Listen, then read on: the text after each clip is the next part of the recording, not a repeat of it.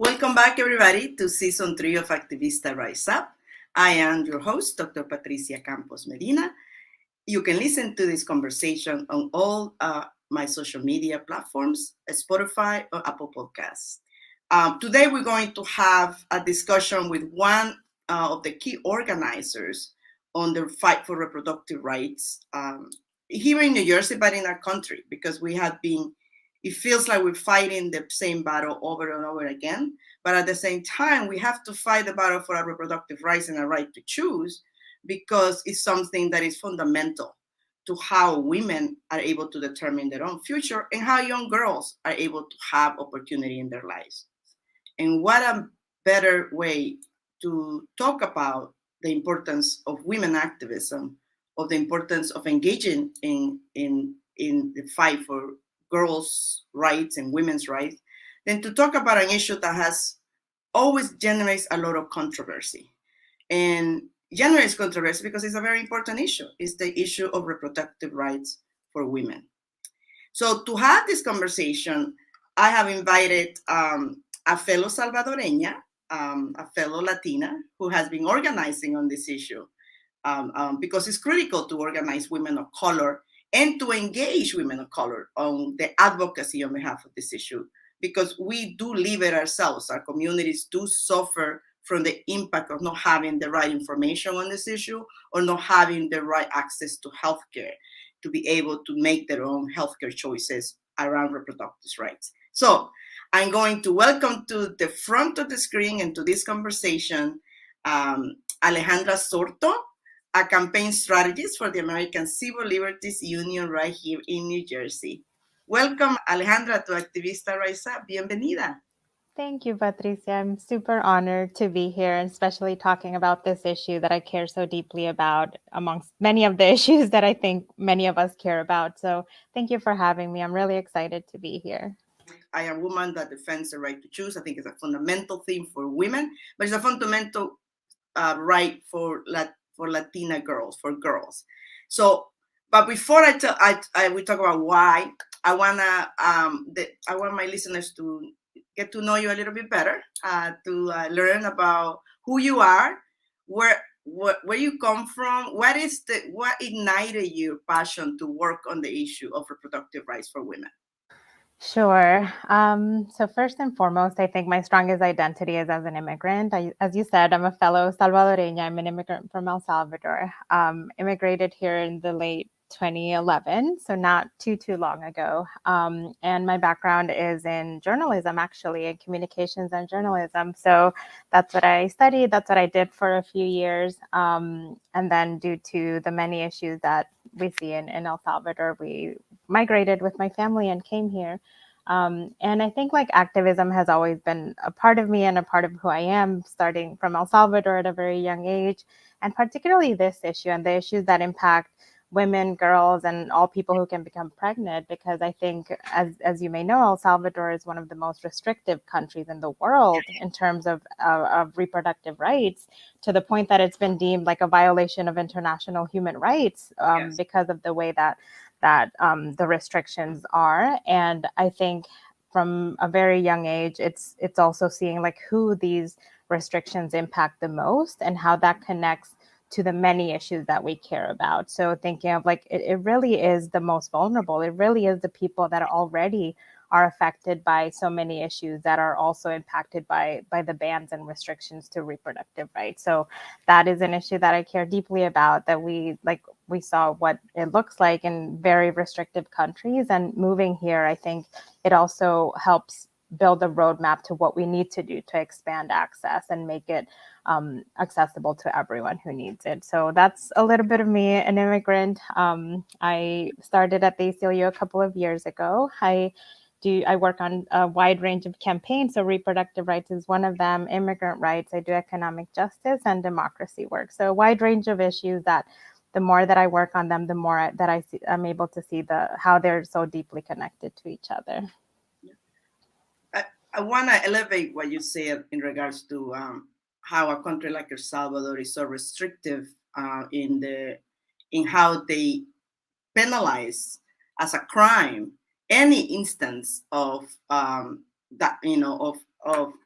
women having to be forced to perhaps seek reproductive health or seek to terminate an abortion. And even when it happens naturally, maybe we can talk about this later, because there are women in jail because they have natural miscarriages in El Salvador. And I come to this from a very, very personal issue, because I do have, younger cousins in El Salvador, and one of them was in trouble in Panama at some point, and she was about 13 weeks pregnant, and she had a miscarriage.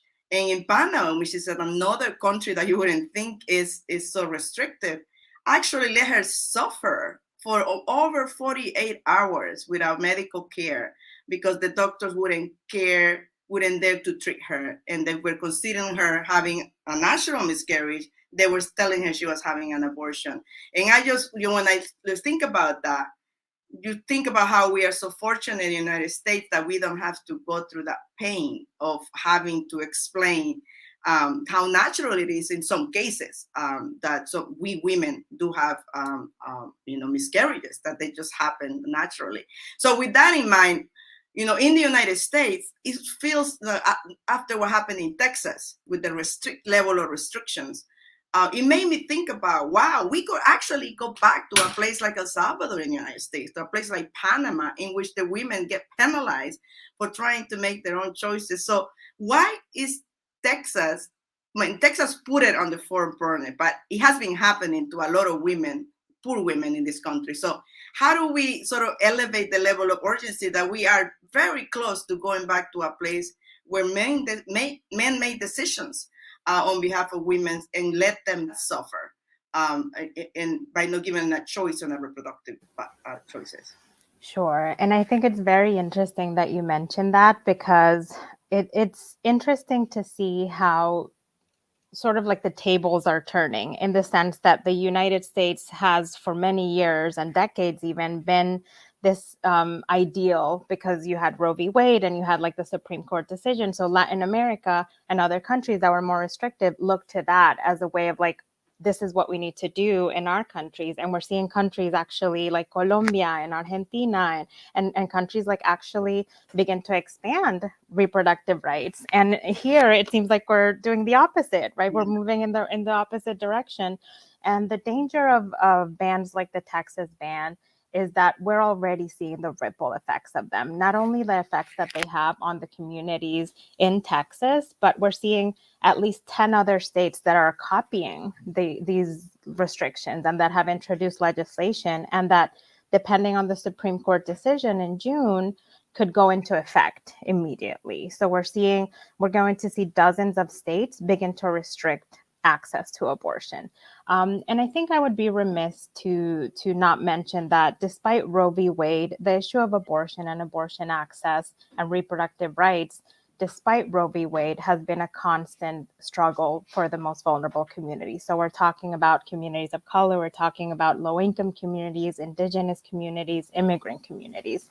So Roe v. Wade, while definitely a landmark legislation, it legalized the right to an abortion, but it didn't go deeper into the access barrier. So it has to go hand in hand with what are the barriers for someone being able to access their reproductive rights, because legality alone is not enough when you're facing things like economic barriers, like language barriers, like not being able to get in a car and drive somewhere to get the right that you need. So the right can be there, but what are all the obstacles, particularly for the same communities that we see disproportionately affected by lack of access to healthcare or education or housing or fear of immigration or policing, that stand in the way of that right. So while Roe v. Wade is definitely important, I think it still left behind a lot of people, and those are the same people that continue to be left behind.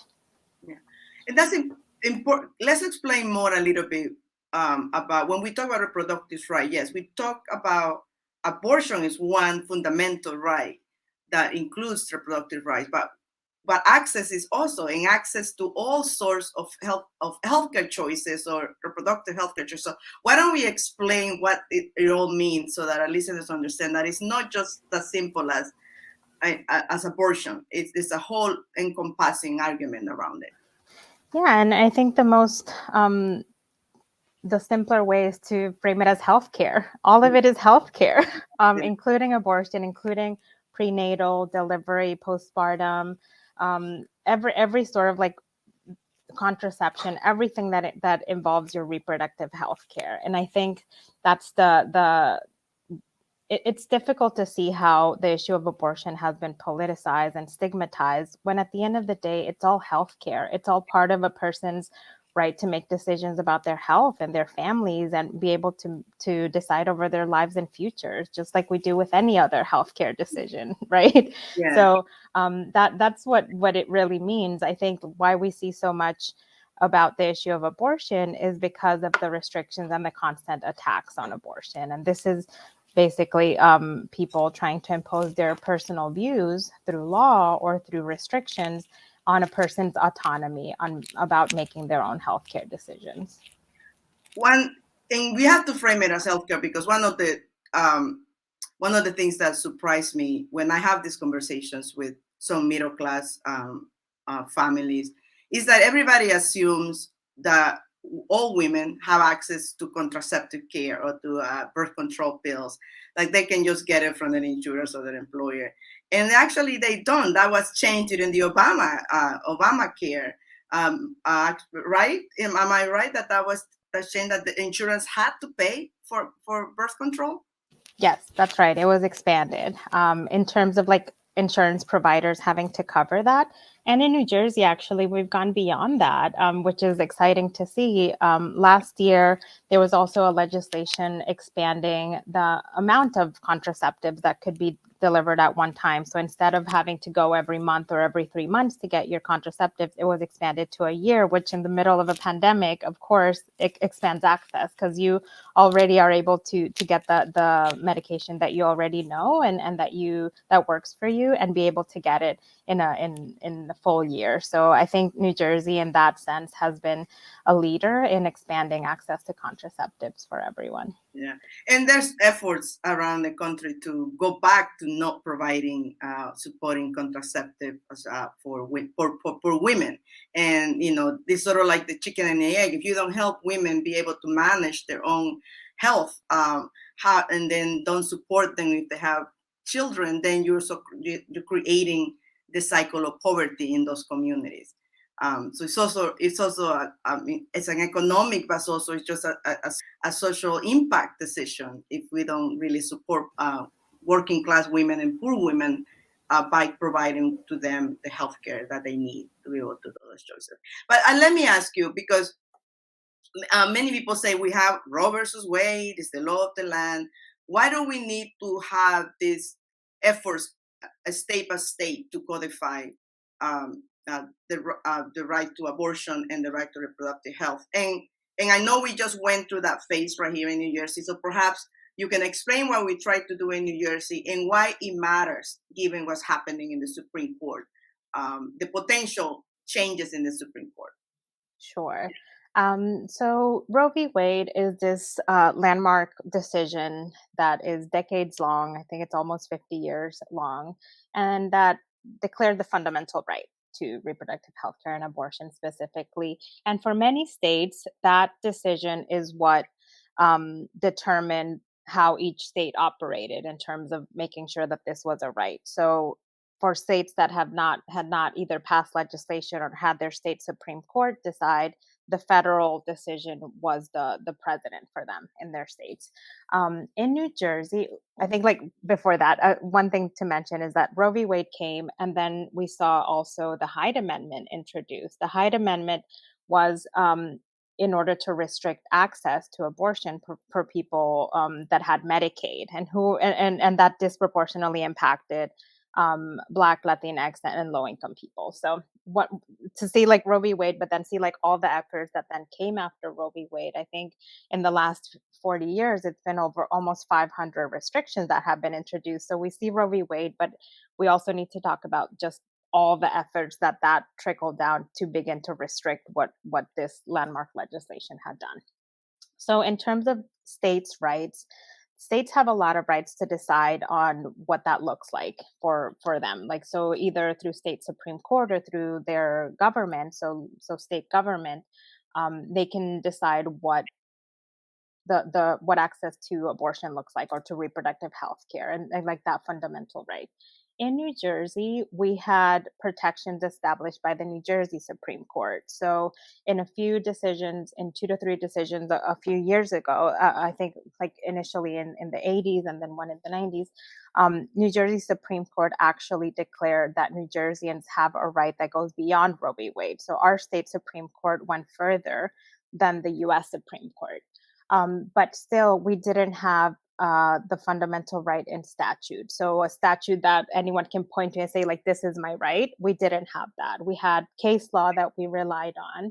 And that's where the efforts that, along with so many of our partners here in New Jersey, began to work on, which was to pass legislation to not only declare this right for every New Jerseyan, but make sure that it was accessible. And that's where like this initial legislation, the Reproductive Freedom Act, came to be, and was introduced in 2020, in October of 2020. And that was our massive campaign to pass this legislation, which you might have heard of. Yeah. And at the end of the day, unfortunately, we didn't pass that legislation, but we passed a different one.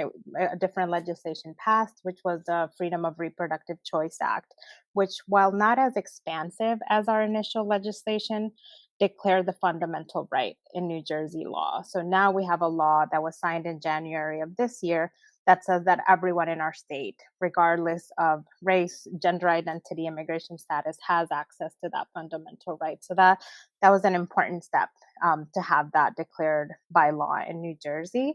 But there's more work to do. There's a lot more work to do in terms of making sure that that right, as we said, is accessible to everyone, particularly the most marginalized and vulnerable communities. And what would that take? What would this look like to make sure they have access? Sure. So first and foremost, I think there are 2 key pieces of it.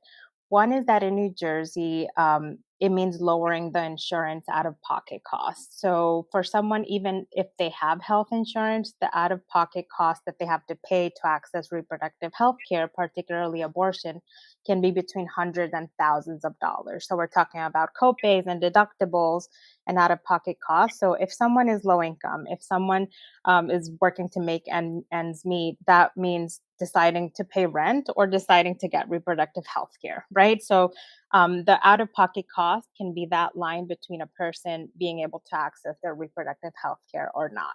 So the first thing is to make sure that reproductive health care is affordable, and that with no or very low out-of-pocket cost. So that's one piece. And the good thing is that the legislation that passed mandated a study by the Department of Insurance to look into what the cost looks like. And hopefully what we hope to see is that they determine that these costs need to be lowered or removed. So that's one piece. And the other is making sure that undocumented communities have access to this. So we're talking about the insurance piece, but we're talking about people who are ineligible for insurance. So we're talking about our undocumented communities. We're talking about people who might not be eligible for health insurance. So making sure that everyone is able to access reproductive health care, regardless of their immigration status, is another piece. And we hope to see that in the state budget, in making sure that the budget has an allocation of funding for the full range of reproductive health care for everyone.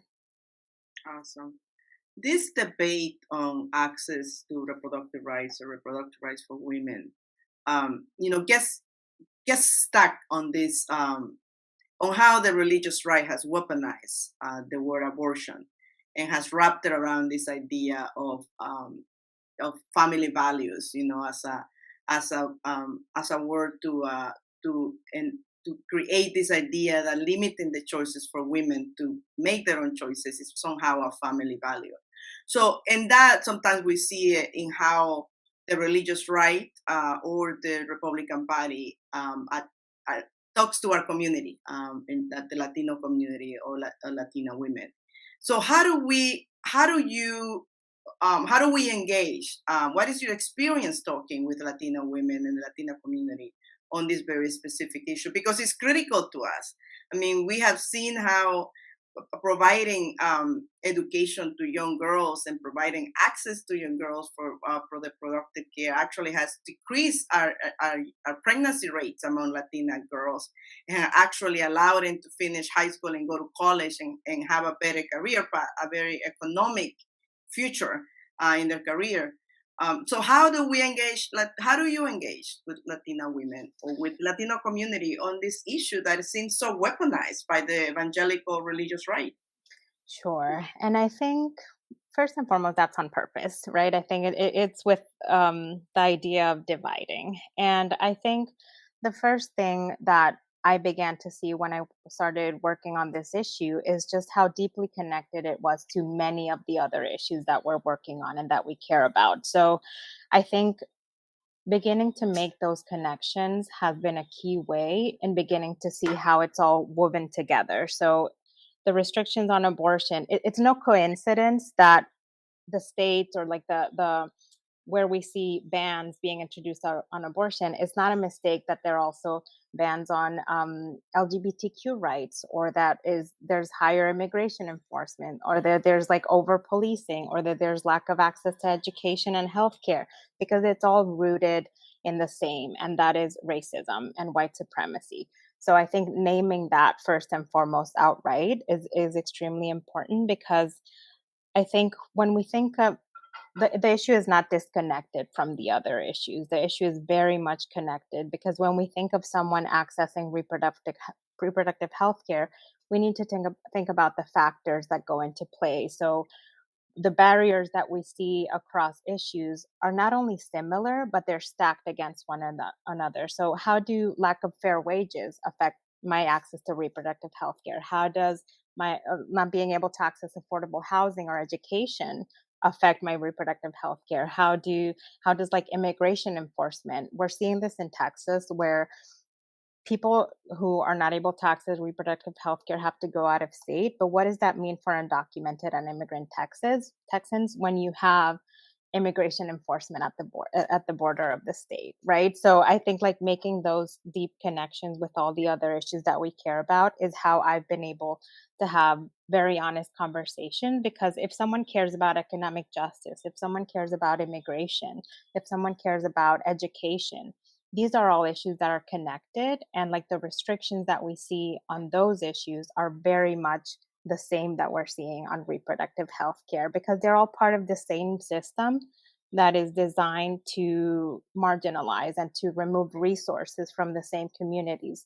Something that I think, like, one thing from the COVID pandemic that we can take away is the numbers of who this impacted the most are very clear, right? So who did it impact? Who was most like directly impacted, or lost their jobs, or all this, right? So this just went to show who is also most affected by lack of access to healthcare and reproductive health care as well, included in that. So I think talking about how the issues are so connected has been a way where we can begin to see how these things play with one another, right? And how these restrictions are meant to work a certain way and impact the same people a certain way. Yeah. I think the New Yorker had an article recently on this issue, and that's how I thought, we're talking more about the importance of reproductive rights and abortion for Latina women. I think it was Elizabeth Estrada, who I think she's with the National Latina Reproductive Rights Institute, which exists, everybody, the National Latina Reproductive Rights Institute. Please look it up. And the work that they're doing in cataloging the experience of Latina women with this issue, I think is impressive. But one thing that caught my attention on an article is this Elizabeth statement that, because of this lack of healthcare access, that Latina women have had to develop systems on their own, networks on their own, rooted in their ancestral traditions, especially for Mexican women, to actually protect themselves in this process of helping each other to survive the oppression of not having access to to reproductive health. So I don't know if you want to elevate that, because to me, it just seems like, somos comunidad, and the community helps each other. So how does that look like for our communities? Immigrant women who have so very little money, because at the end of the day, who has the money, who has access to healthcare? It's all about power and the power dynamics between who earns the money and who decides to spend it. And so how do you, because that stuck with me, like the ancestral ways in which women support each other when they're poor and they don't have access to healthcare. Yeah, and that very much resonated with me, because I think we see this in so many different ways. We saw that in COVID. We saw that in people like helping each other when there's no access to food or clean water, or like all the resources that it takes for a community to actually have to thrive and be able to live a healthy life. So what this has looked like is, and that's, I think, the beautiful thing about the reproductive rights movement being very much rooted and led by women of color, where they have connected the issues of, like, it's not just reproductive rights, it's everything that our community is facing, and beginning to make those connections and coming together to support each other is what I think, like, we have seen. We have seen that through abortion funds in states that are more restrictive. We have seen that as, like, how do I connect to resources in my community? How do I connect others to resources in my communities? And just that coming together to support each other has been, I think that's the one positive thing that can be taken by, like, the horrible attacks that we're seeing across the country, is just this sense of community and people coming together to help each other out. Because at the end of the day, a lack of access to reproductive health care, what we're doing is stripping someone of their fundamental human rights, their human right to autonomy, their human right to live a healthy and full life, their human right to, like, have education and thrive and have economic stability. So that's where I think, like, the movement has continued to grow and, like, be diversified, and being led by powerful women of color and all people who can become pregnant, and making sure that it's a movement that is rooted in equity and justice, I think is beautiful to see across the country. Yeah, it makes me think about, something that you said, the importance of making connections between issues, because issues of reproductive rights, of lack of abortion, are also linked to issues of domestic violence, issues of abuse of children, mental abuse of children. So all that is sort of repercussion of women not having the power to make their choices, and the opportunity to make their choices. So also the whole rebirth, I don't know if we, of the doula movement, or las parteras, that they're not just people you go for, for help giving birth, but it's also you go to parteras or a doula to help you figure out how to stay healthy during a pregnancy, or if you happen to suffer, a miscarriage, because that's a painful process for a woman to go to a miscarriage. So that those are things, all things connect, right? The informal healthcare 100%. system, yeah. Yes, 100%. And I think one thing I would invite folks to look into is something called the Turnaway Study.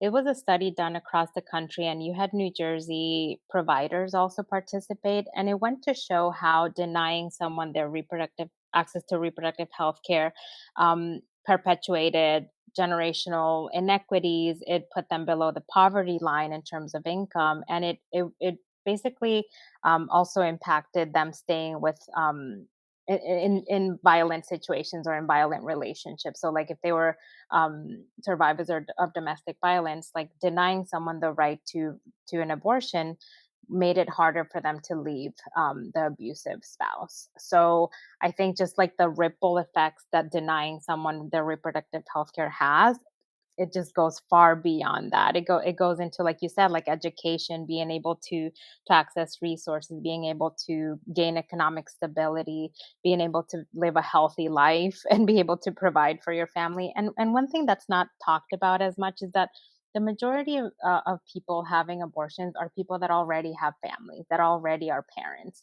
And I think that's an important fact to point out, because it goes to show that I think, like, their decision is very much rooted in what is best for themselves and their families. So making sure that that right is accessible is a way for them to be able to decide over their future and their family's future. And it fundamentally, the woman who is the one should be able to be able to have the ability to make that choice. That's just a fundamental human right for all of us to be able to make the choices that best work for ourselves and for our family. So in that sense, we were able to establish the New Jersey reproductive freedom right. What's next for us here in New Jersey, and how can people engage with you or with ACLU on this so critical issue for women, but for women of color specifically? Yeah. So the next step for us is making sure that this right is accessible to everyone. And when we think about access, we think about who is more impacted by the barriers, and it's communities of color, like you said, it's Black and Latinx communities, it's low income communities, and it's immigrant communities. So for us, the next steps are making sure that this study that's going to be developed by the Department of Banking and Insurance is able to look into the high costs of reproductive health care and be able to lower or remove those costs so that that doesn't represent a barrier for particularly low income people. And then making sure that the state is providing these services for communities who do not have health insurance. So that those are the two core access pieces that we're after, that we want to make sure that New Jersey is at the forefront. Because I think one thing right now is, as we're seeing attacks on so many states across the country, is making sure that the states that are able to go further actually do that. So states like New Jersey and other states that have the ability to pass legislation or expand access absolutely should do it, because it's a way to meet the moment and be a leader in reproductive health care, and we hope to see New Jersey lawmakers step up to that. Exactly. How can we help you? How can we get engaged so that we are able to advance this issue, like do more in New Jersey than what we have right now? Sure. So we're going to leave a link, which is an action alert, to contact the Governor Murphy and the New Jersey leadership to make sure that they know that this is a core issue for New Jerseyans, and that they take the steps that are needed to make reproductive health care and abortion care accessible to all. So we have a link that you can fill out and send a letter to your lawmakers and have them hear from you. Like, call their offices, contact your lawmakers. Like, as constituents, that's our duty, right? Making sure that they know what are the issues that we care deeply about, and this is one of the issues that is priority for us, and making sure that you constantly hear from them. I really have no trouble calling my lawmakers and reminding them I'm their constituent every single time, to the point that they're like, yes, Alejandra, I know you're my constituent. But just all the issues that you care about, like if you care about immigrant rights, I think learning more and having these conversations, I think that's something that has been very important in talking about this issue, because of how stigmatized this issue is. I think having very honest conversations with the people that you trust and that you care about, these are conversations that I have with my family constantly, right? With my friends, because it's issues that, a lot of the times, are rooted in misinformation. A lot of the misconceptions and stigma are rooted in misinformation. So I would invite folks to look into resources. There are so many amazing organizations that leading the reproductive justice movement across the country, that have amazing messaging resources. So diving deep, taking it head on, as we say, Yeah. and talking about it with your family and friends. You as you were speaking, it made me think about this other ongoing debate that is happening. And you're obviously younger than me, but even younger women talk about how they're just not feminists, or that this is not. Do you consider yourself a feminist? Is that being for reproductive rights being a feminist? I would say yes, Is and that also a word? it's yeah, and we can all be feminists, right? I think there's so many misconceptions, but at the end of the day, what is rooted in this is making sure that we all have access to equitable resources, and we have the same rights, fundamental rights. So I would say yes, and my partner considers himself a feminist as well, Right. because at the end of the day, all the issues are connected, and I think making sure that we see how they're deeply connected and that we remove the barriers that stand in the way is so I tell important. my boys the same thing. I said, being a feminist means that women and men are equal, and that we believe that Yeah. offended. So that's what I'm trying to get the stigma away from that word. And that makes me also think that sometimes we feel like we fight the same battles over and over again, that we fight and still for reproductive rights, from a right to abortion. But what gives you hope? I mean, you told us a little bit about how you got into this issue and advocating for this issue, but what keeps you inspired to keep having the same conversations over and over again? I think like the people around me and just like the people that have that despite I think like looking for example at advocates and just the amazing abortion providers and the people across the country that are facing such deep restrictions and still go out every day to fight, I think gives me so much hope. And just like the younger generation, I know you said like I always think I'm old, but the younger generation just like having this vision for a world that they want to see and having such a strong vision of like what they consider like needs to be changed, it really gives me hope. Like the movement of reproductive rights in Latino America gives me hope, right? Just seeing that sorority and like having that hermandad between people, right? And coming together across issues, that gives me hope. And my family, like I don't know about you, but like I come from a long line of badass women in my family, and my mom constantly has a saying that says like we come from oak trees. So that reminds me that even on days where I'm feeling defeated, we come from oak trees. We come from people that have fought so much harder sometimes, and like you said, it's been generational fights, right, for our rights, and recognizing that these why we feel we're fighting them over and over, it's because at the core it hasn't been tackled, and the core is racism and white supremacy, and that's why we see these issues popping up again, and that's why we see them pop up alongside so many other issues that we're seeing across the country right now. So the people give me hope. The people that continue to fight and use their strength and use their stories and use their experience to continue going is what gives me hope. That's beautiful, and that's what gives us hope, right? The people that doesn't matter what's going on, get up and keep on working, keep on fighting for the rights. And I like that. I'm gonna use that. Take that from your mom. We have deep roots. We're from all trees that have generations of people who have been fighting, and we're here to continue the fight. So thank you Yeah. so much for that inspiration, for continuing to have hope, and for reminding us that the wisdom to move forward comes from our ancestral lines of strength to survive. So let's honor that. That's that ancestral strength of people to continue moving forward. That's what activism is all about, right? It's to keep the hope alive. So thank you so much for having this conversation. I look forward to supporting your work and to supporting the continued education of younger women or women, so that they can feel empowered to seek and stand up for their reproductive rights and the right to have an abortion if they choose to do so as a personal choice. So thank you so much, Alejandra. Thank Uh, you. Yes, and we will, everyone, we are going to put the information for ACLU and the reproductive rights campaign at the end of this show.